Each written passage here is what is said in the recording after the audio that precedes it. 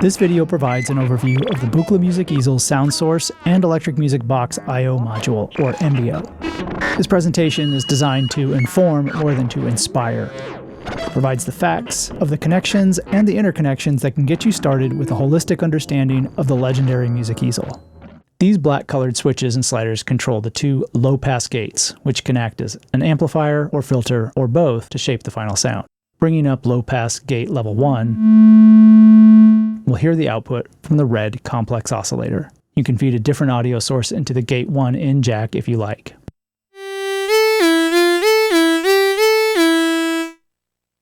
You could also take the output from the complex oscillator here, modify the sound with some audio processors, then route it back into gate 1 if you like.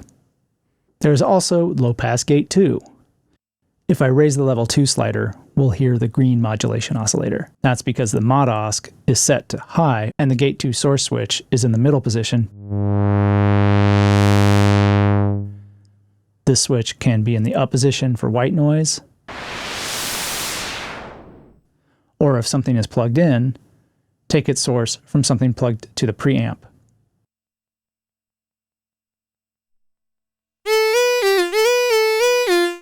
If this switch is in the down position, the output from low-pass gate 1 goes into low-pass gate, or LPG, 2.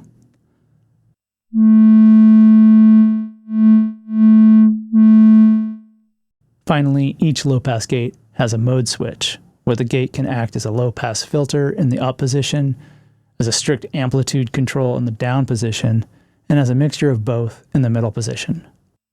Of course, moving these sliders up and down offers limited musical ability, so let's explore how to use voltage to control them.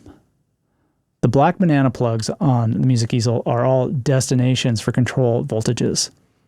In most cases, these destinations have an amount slider, letting you attenuate the control voltage as desired.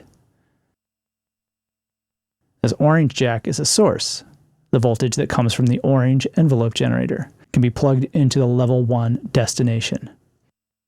And we can now automate the level control of LPG1. With this short envelope, you can better hear the difference among the LPG modes, from low pass, combination, to VCA. We can do the same for LPG2 with this yellow voltage coming from the yellow pulsar.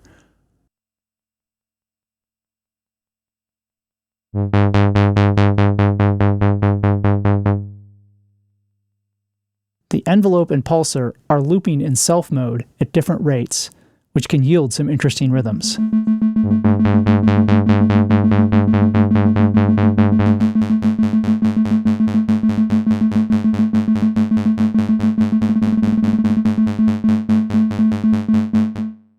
The final control of these outputs is channel A and B knobs, which are summed and then sent to the reverb, and finally to the master out and headphones monitor out.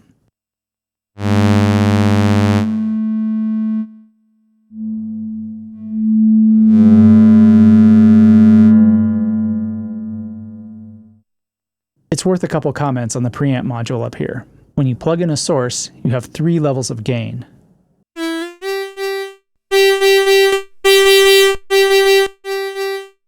For example, if you plug in an electric guitar or a microphone directly in here, you'll want the gain high.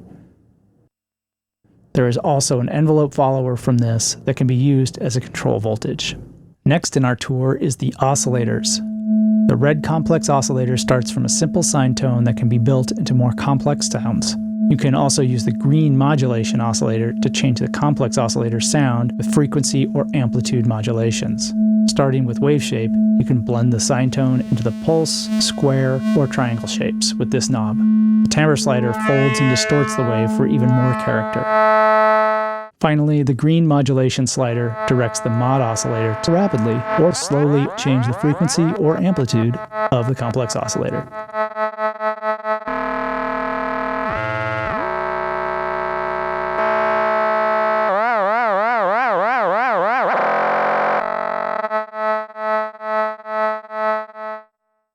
Now let's hear the complex oscillator with voltage control of its 3 parameters of pitch, timbre, and wave shape.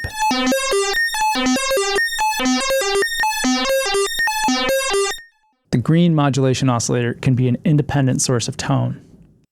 Listening to it through LPG2, it gives us 3 basic shapes of sound: sawtooth, square, and triangle.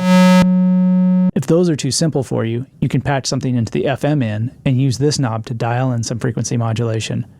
For example, I can use the tiny jack cable to frequency mod the mod oscillator with the complex oscillator.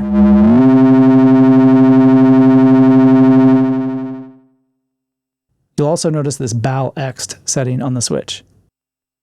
In this position, the modulation oscillator will be redirected to the signal in the preamp or the white noise and can be used for amplitude modulation.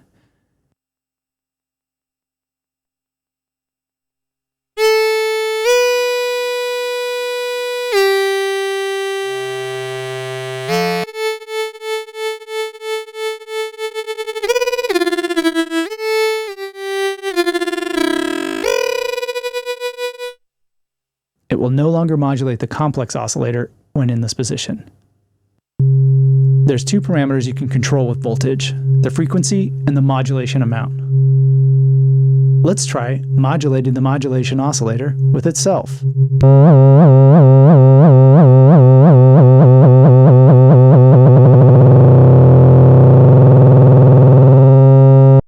The pulsar is a simple ramp voltage source you can use for modulation. As a voltage, you get a simple ramp. Let's hear that on the low-pass gate. And on the oscillator frequency.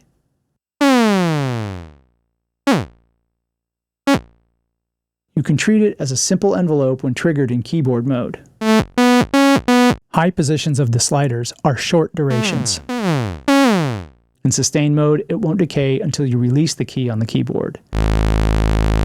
In transient or trans mode, it will immediately decay when triggered. The pulsar can also be used to trigger other events, such as the envelope, the random voltages, the sequential voltages, and the pulsar sequence. We'll switch to self mode to turn the pulsar into a sort of master clock. Pressing the 1 button starts the pulsar, which will loop according to the period set with this slider.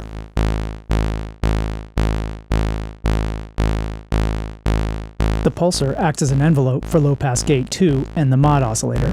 I'll use the sequencer to control the pitch of the complex oscillator and use the envelope for low-pass gate 1.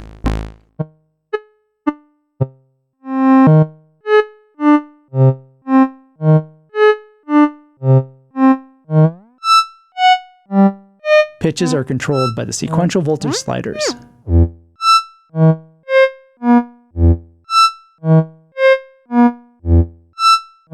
Now I'll add some random to the pulsar period and our clock will change its duration every tick.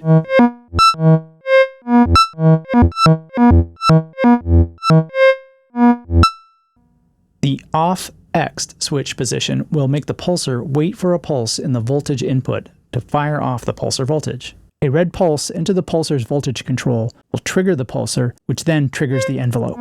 Turn up the amount, and now the pulsar will only trigger when I touch the strip. Similarly, I can use the red pulse output from the touch strip or the MBO's pulse converter. For example, the envelope follower can trigger a pulse, which triggers the pulsar. Now I can use my voice to trigger a sound. That is pretty great. The envelope generator is a simple attack, sustain, decay envelope that can be used to shape anything. Amplitude is obvious. Here's the difference between sustained and transient modes. Pitch is also useful. Time on the pulsar is interesting too.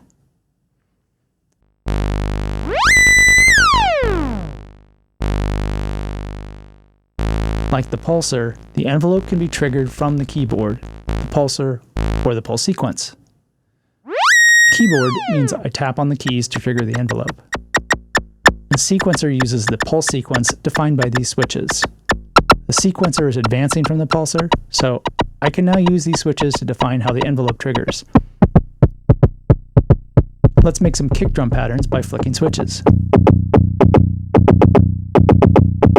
When a switch is up, the envelope will trigger from the pulse sequence.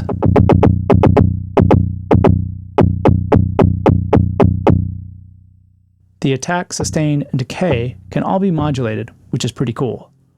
I'll take the MBO's LFO and use it to modify the attack, and the mod oscillator out to modify the decay. The envelope is pretty freaky now, and I'll patch it to both the frequency and amplitude, and maybe even the pulsar.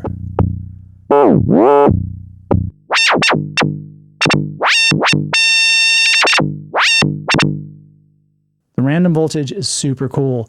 Like the envelope and pulsar, it can be triggered by keyboard, pulsar, or sequence. There are 4 outputs in the patch bay. Each output is a unique random value. For example, if one random is patched to the frequency control of 2 oscillators, they'll have the same offset.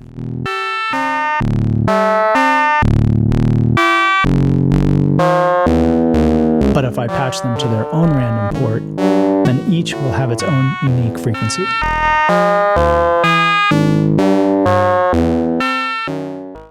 The blue sequencer area has some controls for its trigger source, number of steps, and the sequence pattern. It's worth noting that these switches have no effect on the sliders below. They merely set the sequence that's used to trigger the envelope generator, pulsar, or random voltage. These sliders control the voltage value coming from the blue banana jack. Once the sequence is rolling, we can use this changing voltage to change pitch, volume, time, or whatever. The sequencer voltage gives us a good opportunity to examine the slew control on the MBO. Patch the sequence into slew and use the slew out to control pitch. With slew at 0, we hear the hard, discrete changes from each step in the sequence, unmodified. Raising the slew times soften those edges as the slew ramps from one value to another, depending on the up and down times set with these 2 knobs.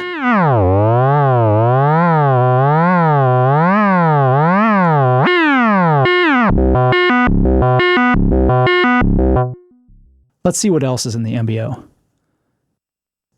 The mixer can mix in other sources. For example, if you had another oscillator in the blank space, or you can use the 208's outputs to send it to an effect pedal and then use this as an effect return. The MBO's LFO is a simple triangle waveform and is capable of extremely long periods. I'll demonstrate it on the pitch of the complex oscillator.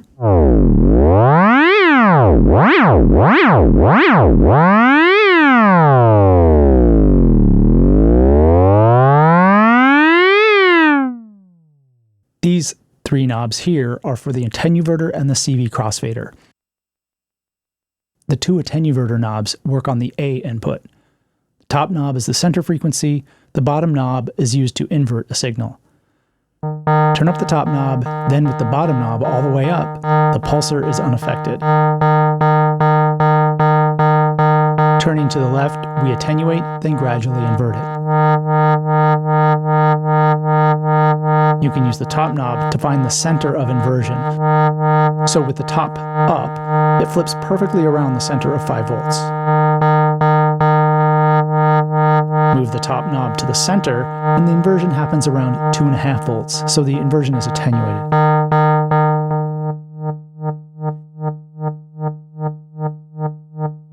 If you simply want to attenuate the A input, turn the center to 0 and use the bottom knob from the center position to the right position. The crossfade knob lets you mix 2 CV sources. For example, I can mix the LFO with the pulsar like so.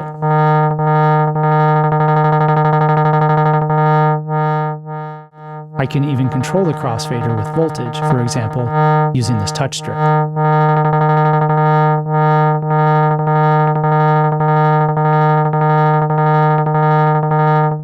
The Buchla Music Easel may seem complicated and unfamiliar at first, but its space-age technology provides a logical and coherent system for designing the music and sound of the future. Follow us for more videos on patch inspirations and more details on using the Buchla Music Easel.